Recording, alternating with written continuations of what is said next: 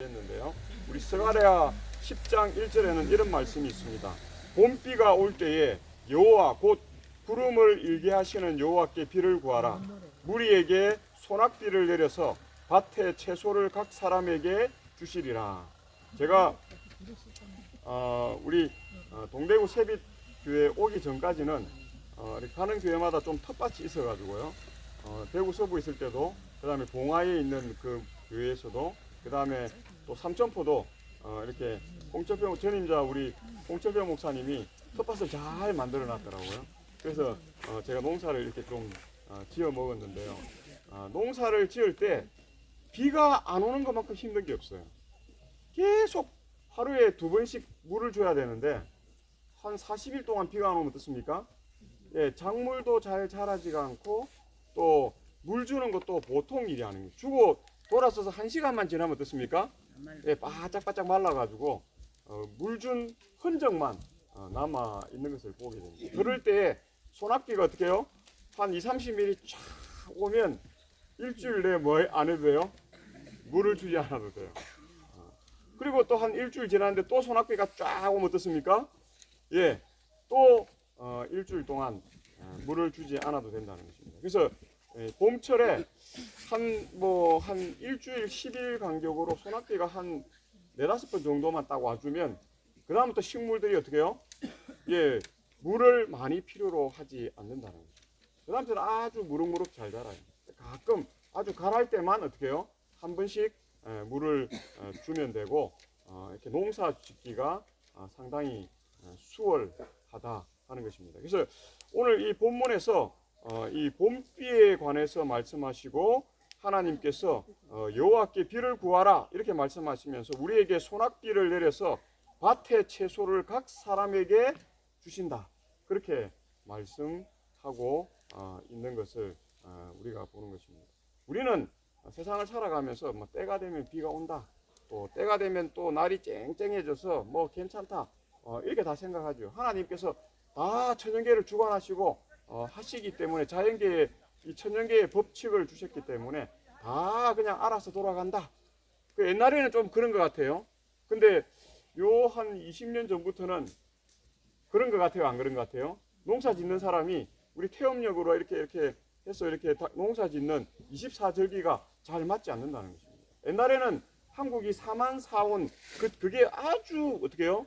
뚜렷했는데 지금은 그렇지 않다 하는 것입니다. 그래서 어떤 경우에는 천연계의 법칙이 잘 이렇게 이루어져서 어떻게 해요? 예, 그것이 뭐 순조롭게 가는 것 같아요. 근데 지금 이상기온, 뭐 엘니뇨 현상, 뭐 이런 것들을 통해서 뭐 브라질에는 비가 와서 한 도시가 물에 잠깁니다. 뭐 그런 일들이 브라질뿐만 아니라 지금 여러 곳에서 나타납니다. 어떤 지역은 어떻게 해요? 비가 한 2달 동안 오지 않아 가지고 막 그냥 이 가뭄이 너무 심해지고 있다는 것입니다. 이것이 하나님의 뜻일까요? 하나님의 뜻일까요? 아니야. 네, 하나님의 뜻이 아니죠. 근데 왜 하나님이 그것을 두고 보시는가 하는 것입니다. 근데 오늘 본문에서 하나님께서는 우리가 여호와께 비를 구하라 그렇게 이야기합니다. 제가 이 경주에서 목회할 때는 간포라는 곳에 바닷가에 가보면 그 모래사장에 술 냄새가 엄청나요. 막걸리 냄새가. 나는 모래사장에 왜 이렇게 막걸리 냄새가 많이 나나 했지. 조금 걸어가다 보니까 사람들이 파란 우리 밭개살을 하지 않습니까? 그걸 통을 들고 와요. 그리고 그 안에 또 파란 이 뭐라고 합니까? 이 푸는 바가치를 가지고 어떻게 해요? 왜 뭔가를 뿌려요. 근데 나 뭔가 봤더니 막걸리를 막 뿌리더라고. 왜 뿌리시냐 하니까 비가 안 와서 기우제를 한다고. 막걸리를 뿌려요. 또 어떤 사람에게 또 물어봤어요. 왜 그 뿌립니까? 하니까 고기가 안 잡혀서. 남편이 배를 가지고 고기 잡는 사람인데 고기가 안 잡혀서 어떻게 해요? 예, 그 고기가 잘 잡히게 해달라고. 그래서 그 간포 그쪽 그 문무대왕 그 있는 그쪽 이렇게 해변에 막걸리 냄새가 진동을 해요, 진동을. 그래서 제가 또 조금 가다 보니까 이렇게 바위 같은 게 하나 있는데 거기에 사람들이 또 뭐 과일 같은 거 있잖아요. 촛불도 켜놓고 그렇게 하더라고. 다 뭐 어신제 지내고 다 이런 그런 일들을 하는 것들을 우리가 이렇게 보게 되었다는 것입니다. 근데 하나님께서 이 봄비는 이스라엘 백성들은 가을 달력을 씁니다. 가을에서 시작해서 가을로 끝나는 달력. 그래서 가을에 뭐해요? 씨를 뿌립니다. 씨를 뿌리고 나서 비가 오면 좋습니까? 안 좋습니까? 비가 오면 좋아요. 소나기가 오면 좋아요. 그런데 비가 어느 때 더 많이 필요하냐면 봄에 이제 나물이 막 자라나고 막 성장할 때에 비가 소낙비가 어떻게 해요? 딱 때에 맞추어서 오면 그 식물을 잘 자라게 하고 또 많은 우리가 이렇게 채소를 수확할 수 있고 열매를 수확할 수 있도록 한다는 것입니다. 그래서 봄에 적당하게 내리는 비를 뭐라고 이야기해요? 단비라고 그렇게 이야기해요. 그리고 그 단비가 되기 위한 조건 가운데 하나는 그렇게 소낙비로 내리는 비도 필요하지만 또 때가 되면 식물들이 어느 정도 이제 조금 이렇게 비가 좀 많이 와도 감당할 수 있는 상황이 되면 장마비가 와도 어떻게 해요? 예, 그 식물을 더 잘 자랄 수 있도록 하는 고마운 비가 될 수 있다. 물론 뭐 태풍처럼 오고 비가 뭐 한 10일간 계속 오고 바람이 너무 불고 막 이렇게 되면 뭐 힘들지만 이렇게 우리 장마비도 하루 내렸다가 또 하루 이틀 또 안 내렸다가 하루 내렸다가 또 그런 비들이 있죠. 그런 비들. 그래서 비가 내린 후에 어느 정도 또 좀 마른 후에 또 내리고 또 마른 후에 좀 내리고 하는 비들은 식물을 더 풍요롭게 하고 더 이렇게 생장을 잘 이루어 갈 수 있도록 하는 것입니다. 그래서 하나님께서 이 봄비가 올 때 이 봄비를 기대하는 이 농사꾼들이나 또 이렇게 그런 것을 고대하는 사람들에게 여호와께 비를 구하라 그렇게 말을 하고 있는 것을 봅니다. 제가 제주도 저희 동서가 목회를 거기서 해서 제주도 여행을 이렇게 한 번씩 이렇게 가게 되었는데요.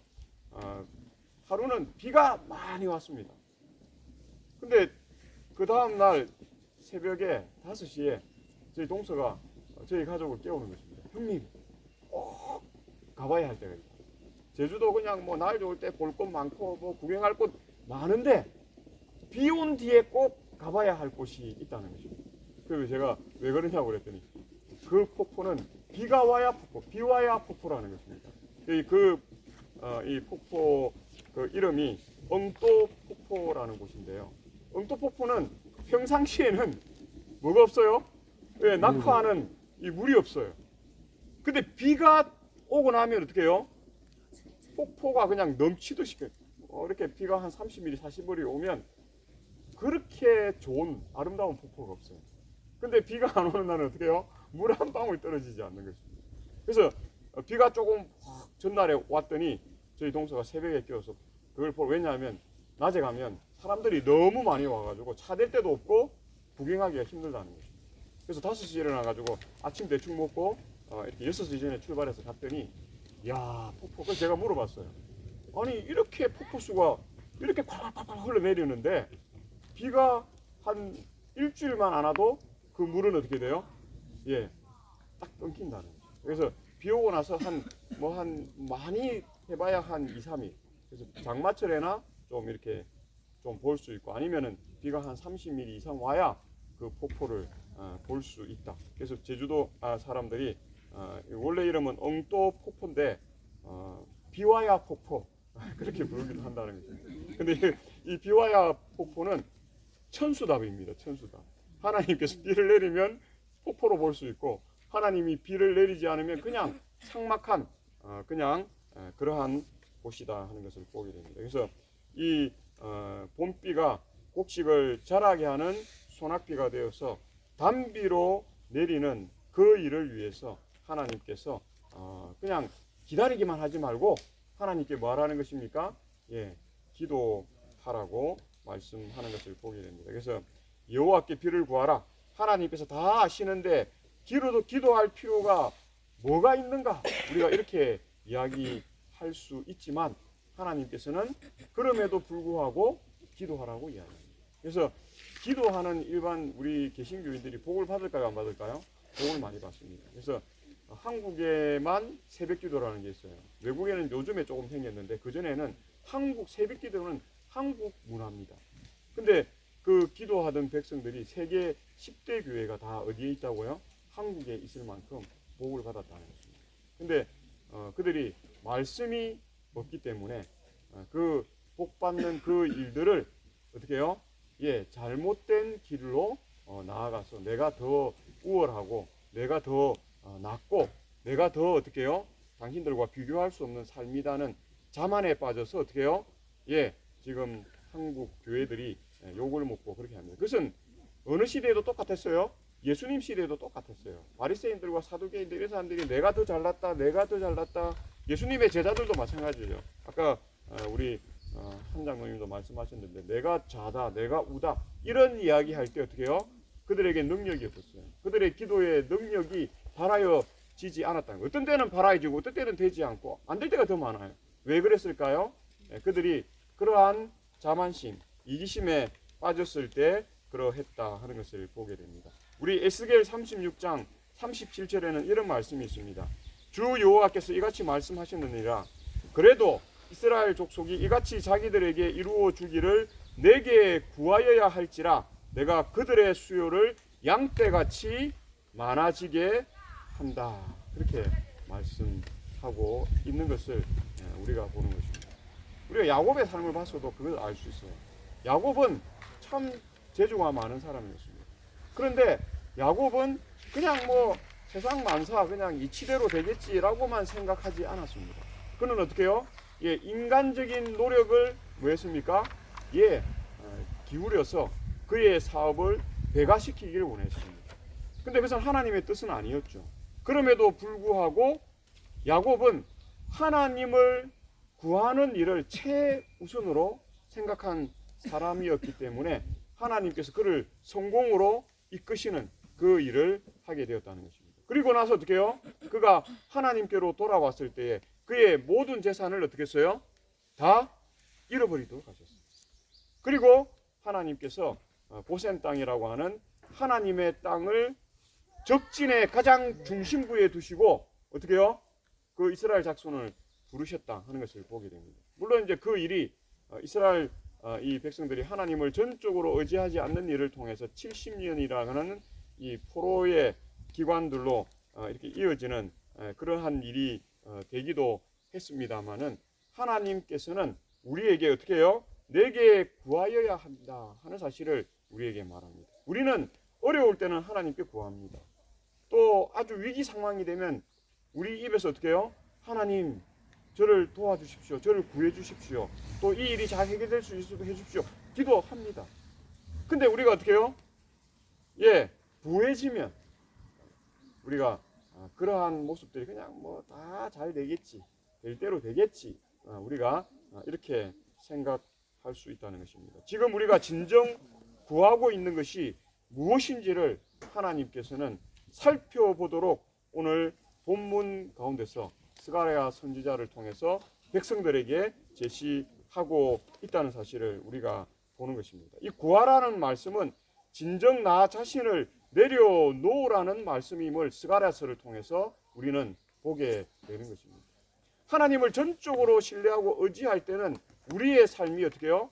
탄탄대로로 갑니다. 평탄대로로 갑니다.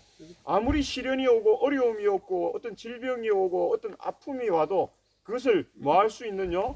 예, 넘어갈 수 있는, 그것을 또 이겨낼 수 있는, 또 그것을 잘 받아들이고 회복될 수 있는 그러한 일들로 하나님께서 우리를 세워주시지만 우리가 우리 자신을 내려놓지 못할 때에 그것은 어떻게 해요?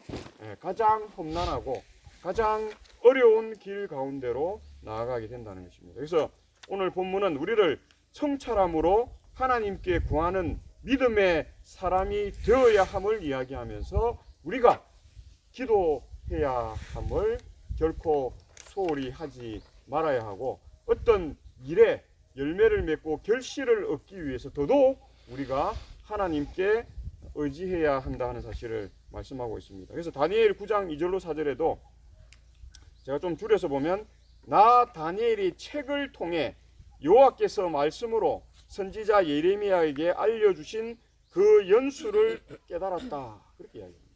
다니엘이 이걸 몰랐겠습니까? 다니엘이 이걸 알았습니다.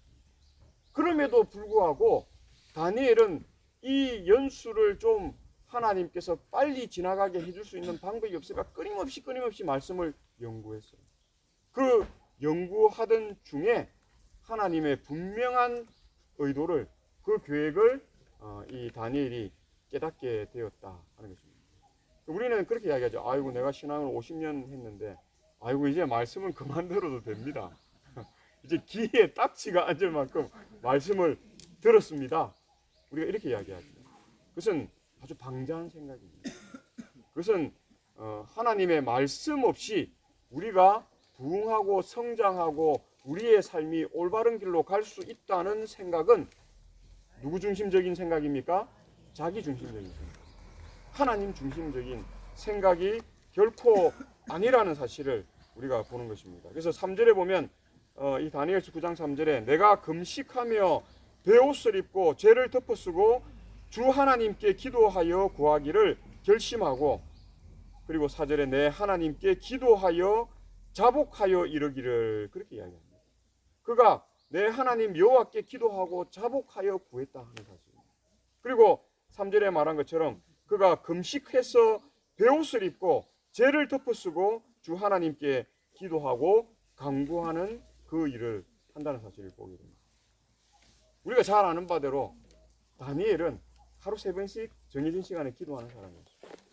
목에 칼이 들어와도 하는 사람이었어요. 그를 죽이고자 하는 그 사람들이 기회를 틈타 그가 왕에게 전심전력하지 않고 하나님께 전심전력하는 것을 틈을 잡아서 어떻게 해요? 그를 죽이려고 한다는 사실을 알면서도 기도하는 사람이었어요. 그런데 오늘 본문 가운데서 그렇게 기도에 열심을 가진 다니엘이 하나님의 이 말씀을 깨닫고 더 금식하고 더 베옷을 입고 죄를 덮어쓰고 주 하나님께 기도하고 간구하는 그의 결심을 오늘 우리에게 말씀하고 있다는 사실을 우리가 보는 것입니다. 믿음의 사람은 어떤 대업을 이루기 위해서 어떤 삶으로 나아가야 된다는 것입니까?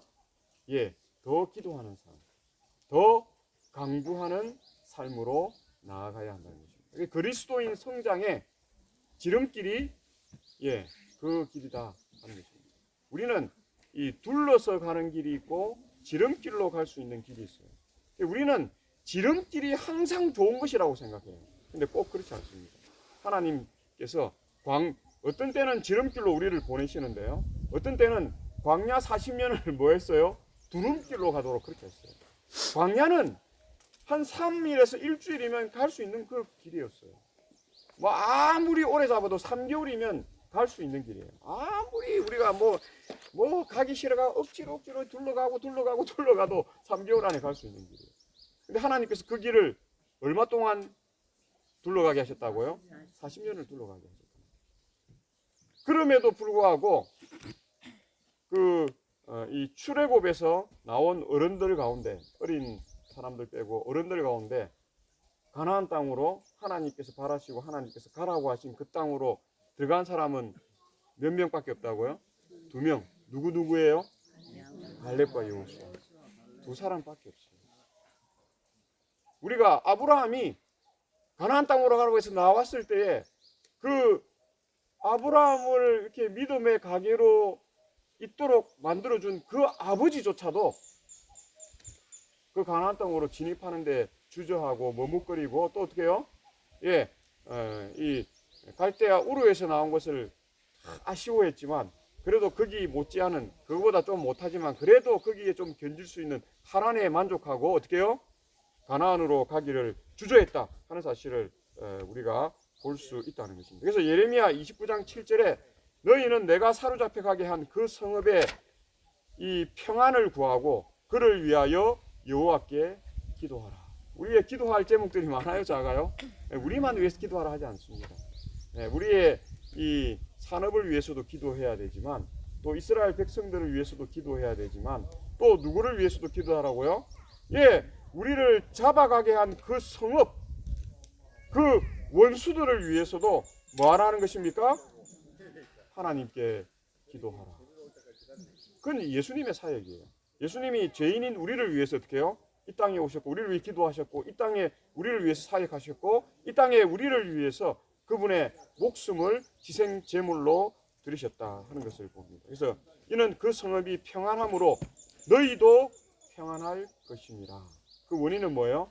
하나님이 사랑하는 자녀들을 지키시기 위해서 너희를 위해서 그 성읍의 사람들을 위해서 어떻게 너희의 원수지만 그들을 위해서 기도하라. 그렇게 말씀하는 것입니다. 그래서 다니엘이 70주일을 깨달은 백성들에게 기도하라고 권면하고 있다는 사실은 전혀 놀라운 사실이 아니라는 것입니다. 그래서 본문 스가랴 10장 12절에 내가 그들로 나 여호와를 의지하여 견고하게 하리니 그들이 내 이름으로 행하리라. 나 여호와의 말이니라. 그렇게 이야기합니다. 핵심은 뭡니까? 기도한다는 사실은 우리가 하나님을 의지한다는 것입니다.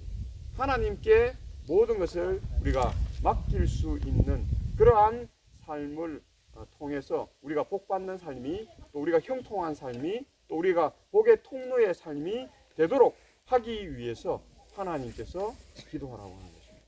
그래서 내가 그들로 나 여호와를 의지하여 견고하게 하리니 그들이 내 이름으로 행하리라. 나 여호와의 말이니라. 그래서 실물교훈 326조가 327쪽은 이런 말씀이 있습니다.